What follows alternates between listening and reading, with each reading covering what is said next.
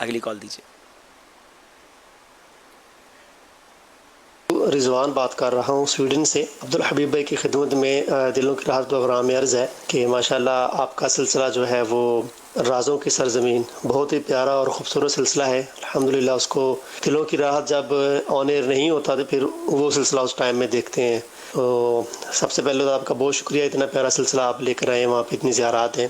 دوسرا آپ سے پوچھنا یہ تھا کہ رازوں کی سرزمین جو سلسلہ ہے اس کا پیٹرن تو زیارات مقامات مقدسہ کے والا ہی ہے, تو اس کا وہ والا نام کیوں نہیں رکھا, یعنی اسی کو کنٹینیو کیوں نہیں کیا, اس کا نیا نام کیوں رکھا ہے؟ اور یہ نام رازوں کی سرزمین آپ نے خود پسند کیا ہے یا کسی اور نے پسند کیا ہے یہ؟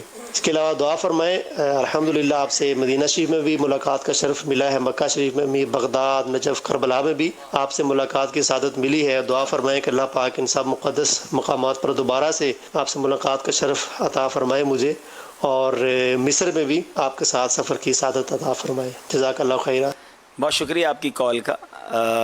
رازوں کی سرزمین ہم نے مشورے سے ہی رکھا تھا. جب ہم وہاں تھے تو اتفاق ہے کہ میں کچھ 2-3 بار بیان کرنے لگا تو میری زبان سے ہی لفظ نکلا کہ واقعی مصر جو ہے وہ رازوں کی سرزمین. اور پڑھیں مصر کے بارے میں تو بہت, یعنی آج بھی سائنسدان جب مصر کے ریگستانوں کو کھودتے ہیں, اہرام مصر کے قریب کوئی وہ جب ڈگ کرتے ہیں, تحقیق کرتے ہیں, تو کچھ نیا ہی نکل رہا ہوتا ہے. آج بھی ہزاروں سال گزرنے کے بعد بھی نئی نئی چیزیں وہاں دریافت ہو رہی ہوتی ہیں, کچھ ایسی باقیات نکلتی ہیں جو بتاتی ہیں کہ کتنے ہزار سال پرانی ہیں.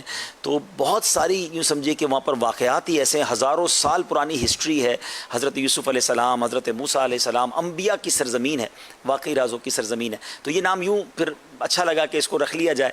اور تھوڑا سا آپ نے یہ بھی سوچا کہ زیارات مقامات مقدسہ سے پیٹرن آپ نے دیکھا ہوگا, ضرور اس سے ملتا جلتا ہے, لیکن ہم نے تھوڑا سا اس کو سفر نامے کے انداز پہ لیا. ہمارے ساتھ اس بار باقاعدہ مدنی چینل کی ٹیم تھی. جبھی آپ اتنے اچھے فوٹیجز اور اتنی کلیئر ویڈیوز دیکھ رہے ہیں, وائس کوالٹی بہتر ہے پہلے سلسلوں سے, تو باقاعدہ ہم ایک ٹیم لے کر گئے تھے. اور پھر ہم نے اسی پروگرام کو انگلش میں بھی ریکارڈ کیا, ہمارے ساتھ انگلش مبلغ بھی تھے.